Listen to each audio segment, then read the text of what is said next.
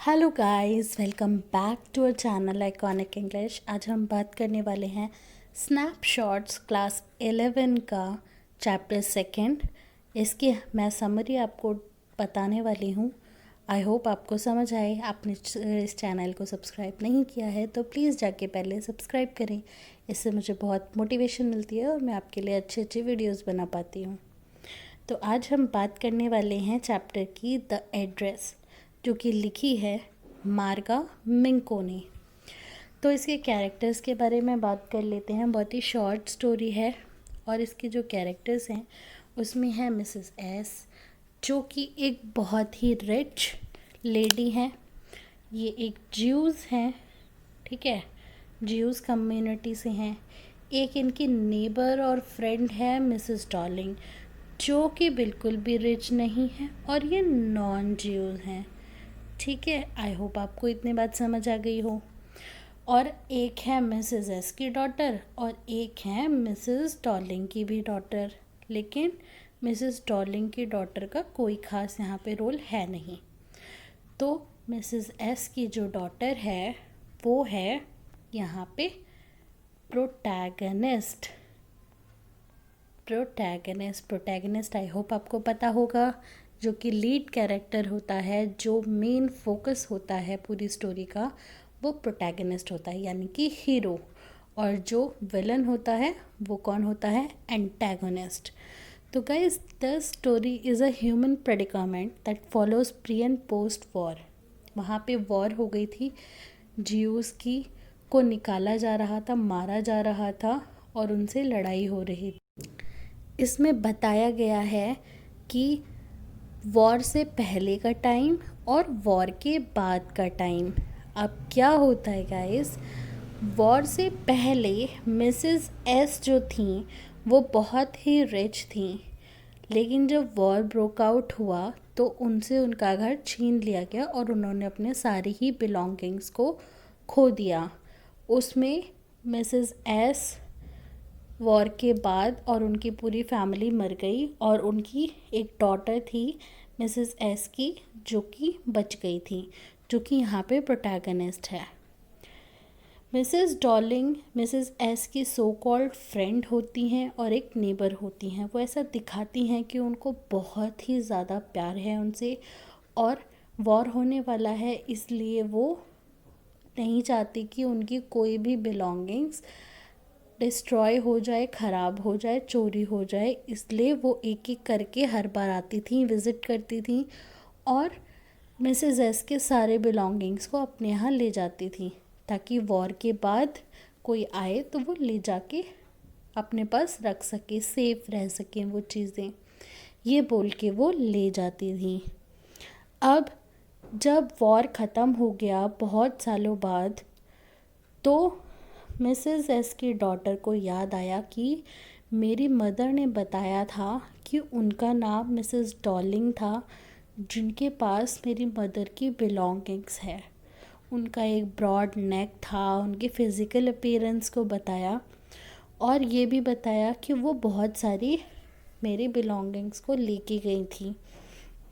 इसके साथ साथ उन्होंने ये भी बताया था, जो थोड़ा थोड़ा सा याद था मिसेस एस की डॉटर को, कि नंबर 46 मार्कनी स्ट्रीट में उनका घर है। नंबर 46 मार्कनी स्ट्रीट में उनका घर है।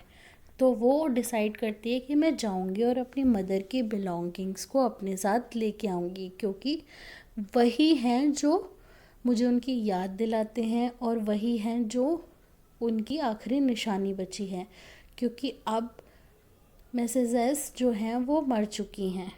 तो वो जाती है वहाँ पे, नॉक करती है और मिसेस डॉर्लिंग जब खोलती हैं तो उन्होंने उन्हीं की, मिसेस एस की मदर, मिसेस एस का ही एक ग्रीन कार्डिगन पहना होता है, जो देख के मार्गा मिंको को, यानी कि मिसेस एस की डॉटर को याद आ जाता है कि ये तो मेरी मदर का कार्डिगन है। तो वो देख के उसे याद आ जाता है। उसके बाद क्या होता है, वो बोलती है कि मैं ये हूँ और वो, तो वो कहती है कि I thought no one would come back, have you come back?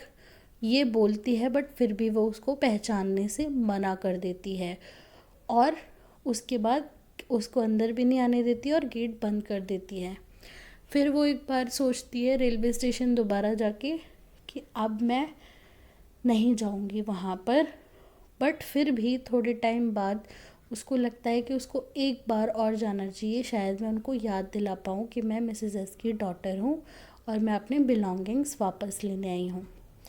Second time जब वो जाती है तो मिसेस डॉर्लिंग वहाँ पर नहीं होती हैं और मिसेस डॉर्लिंग की जो भी बिलोंगिंग्स उन मिसेस डॉर्लिंग के पास थी मिसेस एस की, वो सारी मिस अरेंज, बिल्कुल बहुत ही बेकार तरीके से वहाँ पे रखी हुई होती हैं और उनको वो संभाल के नहीं बल्कि सब कुछ फेंक के इधर उधर यूज़ कर रही होती हैं। और ये पता चलता है उसको सेकंड विज़िट में, जब मिसेस डॉर्लिंग की डॉटर उसे वेलकम करती है और उसे चाय के लिए पूछती हैं। जब वो एंटर करती है तो वहाँ पे उसको हनुक्का कैंडल स्टैंड भी दिखता है। कैंडल स्टैंड देख के उसे याद आता है कि ये तो हमारा ही है। उसके बाद चीज़ें सारी इधर उधर फैली पड़ी रहती है, उसे देख के उसे बहुत इरिटेशन होती है। जितना भी उसकी मदर का फर्नीचर था वो सारा उसमें से मगी स्मेल, सीलन से भरा और बहुत ही गंदे तरीके से उनको रखा होता है, क्योंकि जब हमारे पास कोई अपनी चीज़ नहीं होती है तो हम उसकी केयर उतने अच्छे से नहीं करते हैं। उसके बाद वो जब टेबल पे बैठती है चाय के लिए तो उसको वो टेबल क्लॉथ दिखता है जिसके साइड में एक बर्न्ट मार्क था। वो देख के भी उसे याद आ जाता है कि ये मेरी हैं। और उसके बाद उसकी डॉटर, मिसेस डॉर्लिंग की डॉटर बताती है मिसेस एस की डॉटर को कि मेरी मदर यहाँ पे ऑक्शन से जीत के लाई थी बहुत सारे एंटीक सिल्वर फोक और स्पून्स, वो सब चीज़ें वो दिखाने लगती है। तो उसको ये पता चल जाता है कि ये जो है मेरी चीज़ें वापस नहीं करने वाली और इसने हड़प ली है, ये सारी चीज़ें इसने गलत तरीके से रखी हैं और अपने घर वालों को झूठ बोला है कि वो ऑक्शन में जीत के लाई है।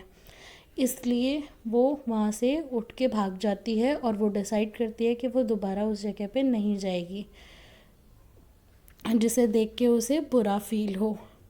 तो वो डिसाइड करती है कि वो अपनी पास्ट को पीछे छोड़ देगी और उसी रेंटेड रूम में वापस चली जाएगी जहाँ पर वो रह रही थी। तो इसी के साथ ये स्टोरी ख़त्म होती है गाइज। आई होप आपको समझ आई हो।